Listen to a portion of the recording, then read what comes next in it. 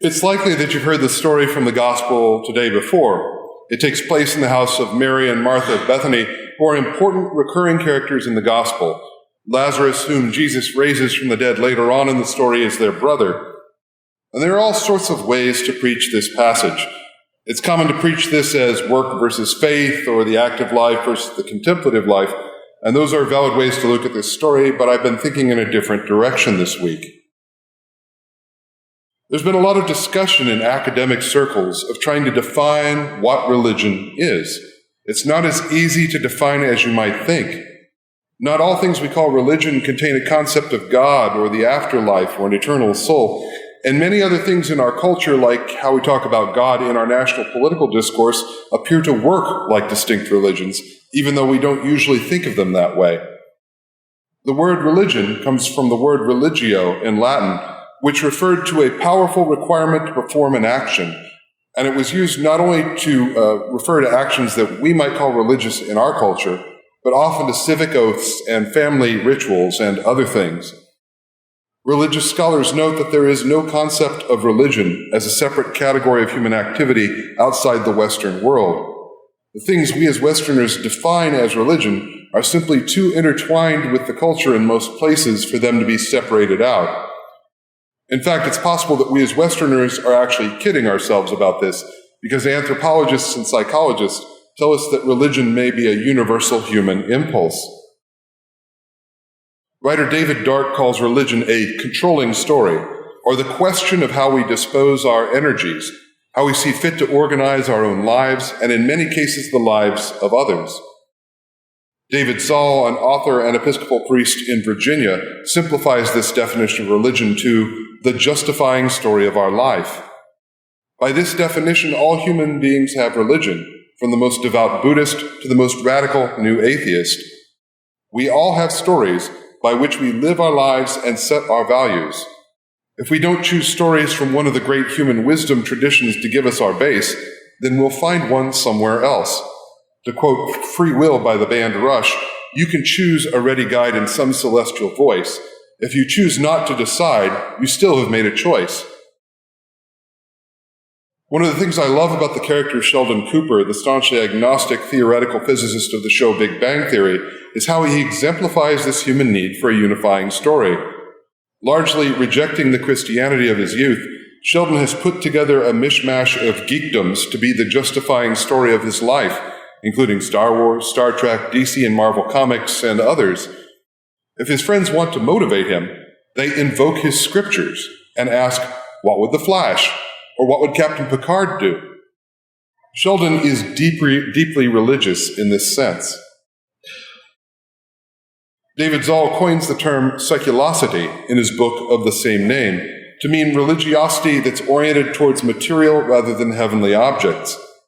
Sheldon Cooper's devotion to geekdom is an easy one, but Zoll identifies the ways that we've tried to replace the transcendence of our wisdom traditions with modern equivalents. He has chapters on the seculosity of busyness, romance, technology, parenting, work, leisure, food, and politics. He notes that we try to use these things to attain enoughness.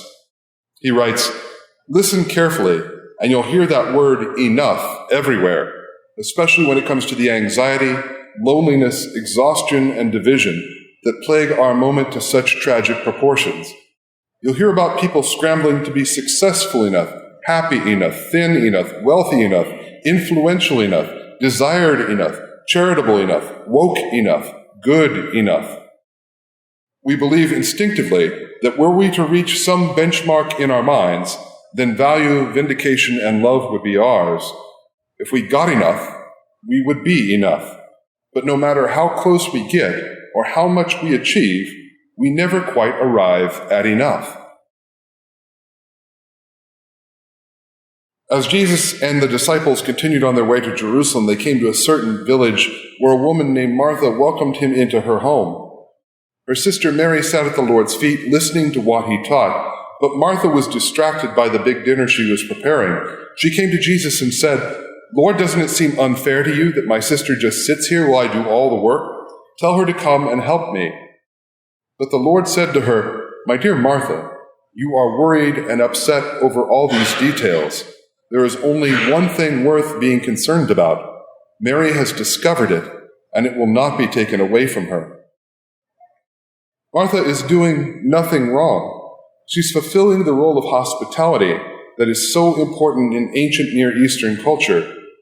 Someone has to feed the guests, and she's doing it. Martha is working hard. Why does Jesus declare to her that Mary has discovered the more important thing? In his final chapter of analysis, Zoll talks about the seculosity of what he calls Jesus land, in terms that remind me of how Martha is reacting to Mary. He says that American organized religion often promises functional salvation to those who live up to its demands, expressed more often than not in the shoulds and oughts we infer from our shared ideals. In other words, religion is too often a religion of law that promises enoughness.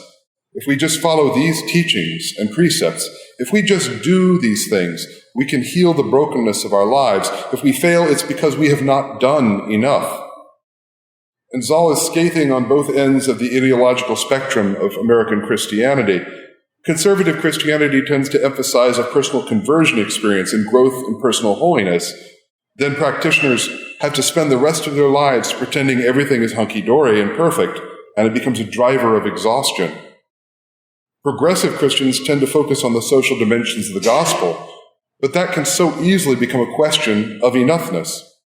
Are you doing enough to bear witness to God's love to the least of these? Both sides have a tendency to make Christianity an object of seculosity, a religion of law, a gospel that can never be achieved and leads to nothing but further exhaustion. Both personal sanctification and the social dimensions of the gospel are important, but when they become bound to enoughness, they become nothing more than another set of human-made, unattainable goals. But what about the one thing worth being concerned about from the gospel that Mary discovers?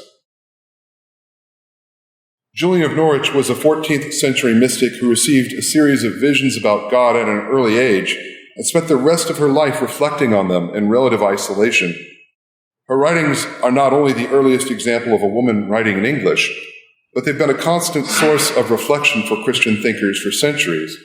She's foundational enough in English spirituality to merit a spot in one of our stained glass windows and also a quote in brass on the outside door of the chapel.